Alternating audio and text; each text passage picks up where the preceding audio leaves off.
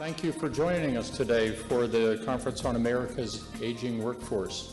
What is happening with America's workforce, and you're going to hear some of this in great detail, is that people are staying in place longer, working, staying in their communities and in their homes longer.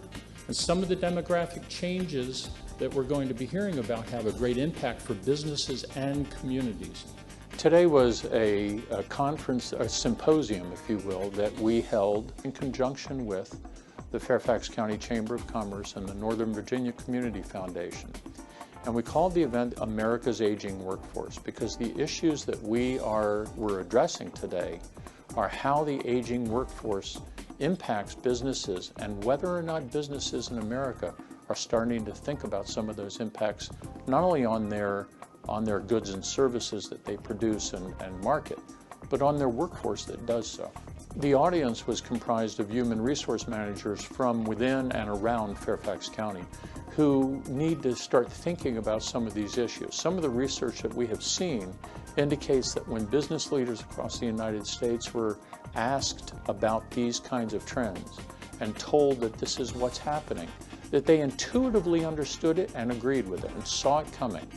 But when asked, generally speaking, when asked whether or not they had done anything to prepare their companies for issues like a glass ceiling or impact benefits or other issues related to the aging workforce, that they really had not done so. They're only starting to see that impact occur. And so this event gives them some food for thought and makes them think about what their companies need to do. Well, most economists, when they do the math and look at our population growing and look at our economy growing long term, just say 3% a year, they say we're in for a labor shortage, that we're going to need more people in the workforce. And so the number one takeaway is that there is a pressing need for the employers to get America ready for this new workforce that's going to have to depend on older people. The number two takeaway, and the good news, is that boomers are this major player in this drama. All the research that we do and others talk to boomers, and 8 out of 10 of them say they plan to work past age 65.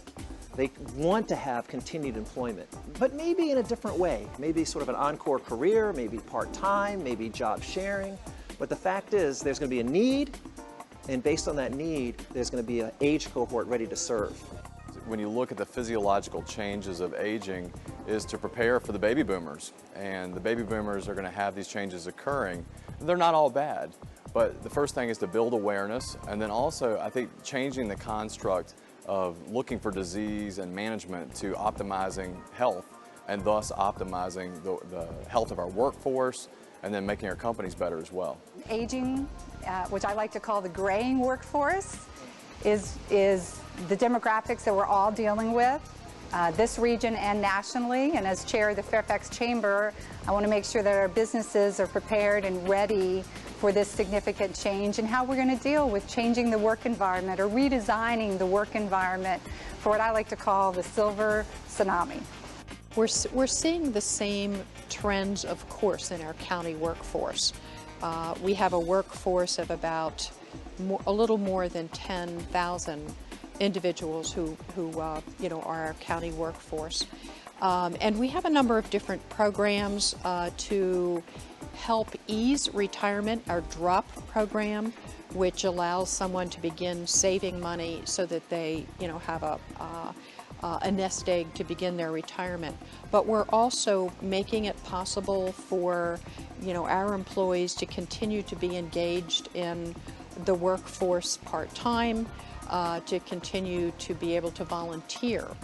One of the things I'm hoping we can lure some of this generation that's thinking about retirement into staying working for us longer is using that tool of phasing their retirement so that they can go into a part-time retirement. So maybe they have Monday and Friday off for longer weekends. They can enjoy the golf or playing with the grandkids, but they can also continue to work Tuesday, Wednesday, and Thursday and keep their talents and creativity in the workplace. And they can also then help mentor their successors or to mentor the next generation coming along that is stymied.